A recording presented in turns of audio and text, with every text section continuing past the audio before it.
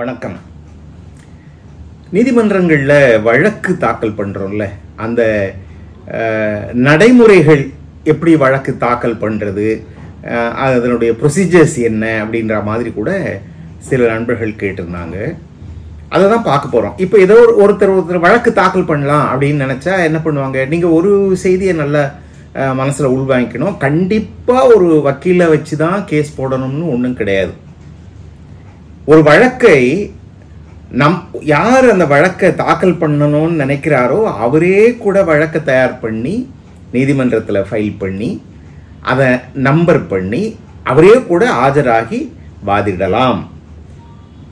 இது party in person அப்படின்னு நீதிமன்றத்தில் சொல்லுவாங்க. அப்படின்னா அவரே இன் பெர்சன், அவர் வக்கீல் வைக்கல, அவரே வரார், அது அனுமதி உண்டு. ஆனால் பொதுவாக மிக மிக மிக ஒரு சிலர் தவிர எல்லாரும் வக்கீல் வச்சு தான் நீதிமன்றத்தில் வழக்கு நடத்துவாங்க.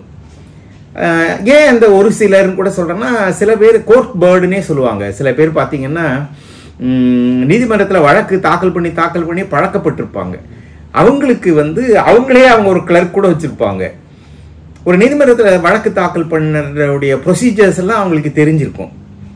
எல்லாருக்கும் அது இல்லை. எல்லாருக்கும் அவங்கவுங்க வேலை இருக்குது, அவங்கவுங்களுக்கு இருக்கக்கூடிய பிஸ்னஸ்ஸு பணிகள் ஏதோ இருக்குது. அப்போ இதை பண்ணிட்டு இருக்க முடியாதுன்றதுனால ஒரு அட்வொகேட்கிட்ட போய் தான் வழக்கை கொடுப்பாங்க.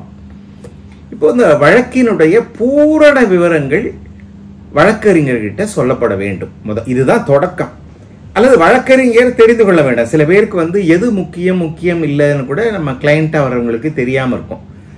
அதை ரொம்ப மிக குறிப்பாக ஜூனியர் அட்வொகேட்ஸாக வரக்கூடியவங்க தெரிந்து கொள்ள வேண்டிய விஷயம் என்னென்னா, கிளையன்ஸ் கிட்ட இருந்து கருத்துக்களை பாயிண்ட் என்னன்றதை கேட்டு வாங்குற கலை ஜூனியர்ஸ்க்கு தெரியணும். ஏன்னா கிளையன்ஸ் இருக்காங்கல்ல, அவங்களுக்கு பல சமயங்களில் பார்த்தீங்கன்னா அவங்களுக்கு என்னெல்லாம் ஞாபகம் வருதோ அதெல்லாம் சொல்லிக்கிட்டே இருப்பாங்க.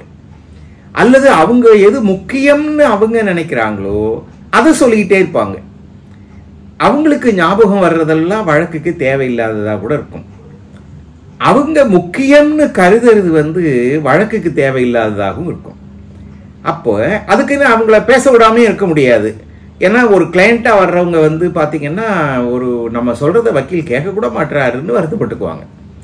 அப்போ அவங்கள பேசவும் விடணும். அதே நேரத்தில் ஒரு வழக்குக்கு, இப்போ எந்த வழக்குன்னா இங்கே சொத்து தகராறு, இல்லை பணம் கொடுத்துட்டு வரலன்ற தகராறு, இல்லை ஒரு அப்பார்ட்மெண்ட் வாங்கின தகராறு, இல்லை குடும்ப பிரச்சனை, எந்த வழக்காக இருந்தாலும் அதுக்கு அவங்கள கிளைண்ட்ஸை கொஞ்சம் பேச விட்டுட்டு முக்கியமான பாயிண்ட்ஸ் எல்லாம் வக்கீல் நோட் பண்ணணும். அவங்க சொல்கிற எல்லாத்தையும் எழுத முடியாது, கண்டிப்பாக எழுத வாய்ப்பே இல்லை.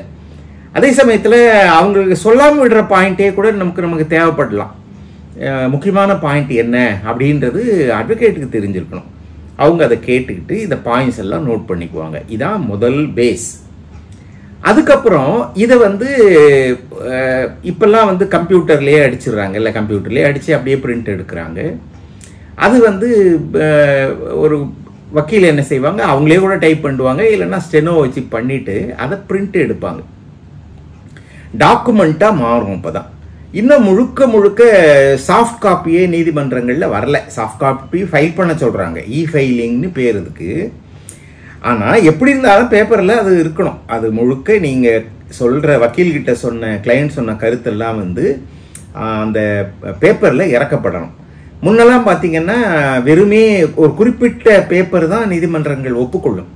ஒரு க்ரீன் கலராக இருக்கும், க்ரீன் ஷீட் அப்படின்னே சொல்லுவோம் நீதிமன்றங்களில். Green sheet legal, green sheet legal அப்படின்னா ரெண்டு விஷயம் இருக்கு. ஆமாம், அது பச்சை கலராக இருக்கணும், இந்த குறிப்பிட்ட சைஸ் இருக்கணும், லீகல் சைஸ்னே பேர் இருக்கு. அந்த தாள்களில் தான் அது பிரிண்ட் பண்ணப்படணும். நீங்கள் சொன்ன கருத்தெல்லாம் அதில் இறக்கப்படணும். இப்போ சில நீதிமன்றங்களில் A4 சைஸ் பேப்பர்னு கேள்விப்பட்டிருக்கீங்களா? அதுலேயே கூட க்ரீன் வரும், அதில் வெள்ளை வரும். வெள்ளை பேப்பரில் A4 சைஸ் பேப்பர்லேயும் சில குறிப்பிட்ட நீதிமன்றங்கள், ட்ரிபியூனல்ஸு அதில் ஃபைல் பண்ணுங்கன்னு சொல்கிறாங்க. அப்புறம் சில சமயத்தில் ஒன் சைடு மட்டும் ஃபைல் பண்ணுங்க, ரெண்டு பக்கமும் இருக்கக்கூடாது அப்படின்னு நீதிமன்றங்கள் சொல்கிறது உண்டு. இதெல்லாம் அந்தந்த நீதிமன்றத்தில் ப்ராக்டிஸ் பண்ணுற வழக்கறிஞர்களுக்கு தெரியும். ஏன்னா உயர் நீதிமன்றத்தில் இருக்குது, மாவட்ட நீதிமன்றங்கள், கீழமை நீதிமன்றங்கள், நிறைய ட்ரிபியூனல்ஸ் இப்போ ஆயிடுச்சு. வங்கி வழக்குகளை விசாரிக்கிறதுலேருந்து இன்கம் டேக்ஸ் விஷயங்கள்லேருந்து அப்புறம் அந்த மாதிரி கம்பெனி தொடர்பான மேட்டர்ஸை விசாரிக்கிறது நிறைய ட்ரிபியூனல்ஸு ஒவ்வொருத்தரும் ப்ரொசீஜர்ஸு இது அந்த வழக்கறிஞர்களுக்கு தெரியும். அப்போ அதை சொன்னதை அப்படியே பிரிண்ட் எடுத்து அந்த பிரிண்ட் எடுத்ததை அதுக்குரிய ஸ்டாம்ப் பேப்பர் பே பண்ணணும். அது முக்கியம். அதுக்குரிய சார்ஜ் உண்டு. சும்மா அப்படியே போய் பேப்பரை நீதிமன்றத்தில் கொடுக்க முடியாது. அதுக்குரிய ஸ்டாம்ப் பேப்பர் என்னன்றது ஒவ்வொரு வழக்குக்கும் மாறுபடும். அதோட கொண்டு நீதிமன்றத்தில் அதுக்குன்னு இருக்கக்கூடிய அலுவலகம், அதுக்கு ஃபைலிங் செக்ஷன்னு பேர், அந்த ஃபைலிங் செக்ஷனில் கொண்டு அதை ஃபைல் பண்ணுவாங்க. ஃபைலிங் செக்ஷனில் இதுக்கு பேர் ஃபைலிங்னு பேர். அது கூட என்னெல்லாம் வைப்பாங்கன்னா, இப்போ நீங்கள் எதிர் வழக்கு இப்போ ஒருத்தர்கிட்ட வழக்கு நீங்கள் போடும்போது ஒரே ஆளாக இருக்கலாம், 2 பேராக இருக்கலாம், 3 பேர் இருக்கலாம் இல்லையா, எதிரில் இருக்கவங்க அந்த மாதிரி இருக்கலாம். எத்தனை பேர் இருக்காங்களோ அத்தனை பேருக்கு சம்மன் போகிறதுக்கு படி கட்டுறதுன்னு சாதாரணமாக சொல்லுவாங்க. சம்மன் பே பண்ணுறது, ஸ்டாம்ப் சார்ஜஸ் அப்படின்லாம் சொல்லுவோம். அதுக்குரிய படி கட்டணும்.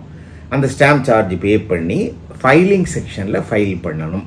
ஃபைல் பண்ணுறதுனா அதை கொண்டு கொடுத்த உடனே அவங்க அதை கட்ட வாங்கி கொண்டு, அப்போல்லாம் அதை எக்ஸாம் பண்ண மாட்டாங்க, வாங்கி கொண்டு ஒரு நம்பர் கொடுப்பாங்க. எஸ்ஆர் நம்பர் அப்படின்வாங்க. சீரியல் நம்பர் தான் அது. சீரியல் நம்பரை எஸ்ஆர் நம்பர். இது ரொம்ப முக்கியம். மிக குறிப்பாக இப்போ ஜூனியர் வழக்கறிஞர்களாக வர்றவங்க தெரிந்து கொள்ள வேண்டியது, எல்லா வழக்கு நீங்கள் ஃபைல் பண்ண உடனே, ஃபைல்னா அந்த ரெஜிஸ்டர் ஆஃபீஸில் ரெஜிஸ்ட்ரிங் அத்தாரிட்டி செக்ஷனில் கொண்டு கொடுத்த உடனே ஒரு நம்பர் கொடுப்பாங்க. இதுதான் கடைசி வரையில் கூட வரும். எஸ்ஆர் நம்பர் என்ன, எஸ்ஆர் நம்பர் எல்லாத்துக்கும் எதை ஃபைல் பண்ணாலும் எஸ்ஆர் நம்பர் வரும். இதுதான் ஃபைலிங் வரையில் இதுதான் ப்ரொசீஜர். இதுக்கு அடுத்து என்னன்றதை வரக்கூடிய இன்னொரு நாளில் நம்ம பார்க்கலாம். வணக்கம்.